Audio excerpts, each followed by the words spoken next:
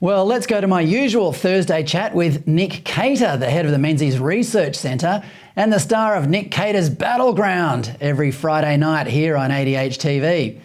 Nick, welcome. Great to be here again, Fred. Thank you. Good to have you.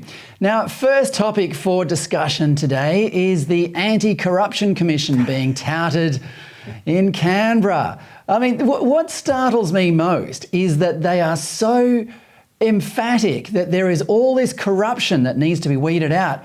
If they know, especially Albo, who's the main advocate for it, if he's so sure there's so much corruption going on in Canberra, why doesn't he just tell the federal cops about it? Well, that's right. I mean, actually, there's no apparent undercurrent of crime that's going on in the federal parliament that I can see. I mean, there's a lot of pretty, poor government going on. There's a lot of sort of half-hearted representation of constituents going on, but criminal, corrupt activity, where's the evidence? But because they go with this, because it's just, they know they're going to get popular support. People have a pretty low opinion of politicians in general, and that they probably think, well, maybe they are up to something. But you and I know the pitfalls of this. These Yes. commissions just get carried away. It's like, you remember they sent Hans Blick to investigate weapons of mass destruction in Iraq.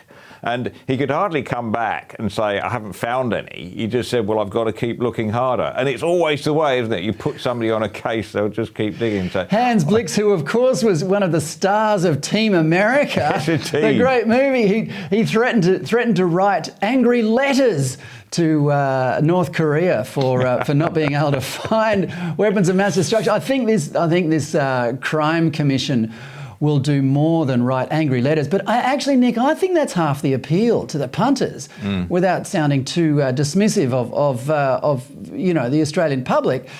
But on one hand, as you say, this proposal promises to weed out corruption at the highest level. But it also promises to provide people with entertainment.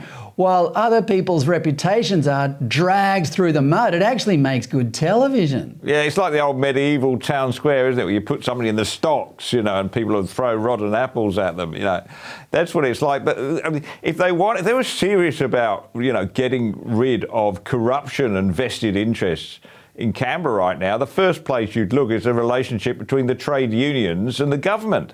Absolutely. The trade unions bankrolled Albanese's campaign by millions of dollars. And the first thing he did was get rid of the ABCC. Exactly, making it easy for the unions to go around bullying workers and bosses to pursue these unrealistic claims. So, because that never comes into it, does it? But if you want to look at the biggest evidence of vested interest at work right now, it is that. And the unions paid this money up front to get the Albanese government in, and now they're looking for their return and they're getting it. Well, my theory from a political perspective is that any government that can't find solutions to real problems will find imaginary problems and pretend it can solve them instead. Is that right? I think that's right. I think they'll come on to the polling in a minute, but I just don't think that an independent commission against corruption in Canberra is really at the top of people's minds right now, when inflation's heading to 8% by Christmas and mortgage rates to 6%.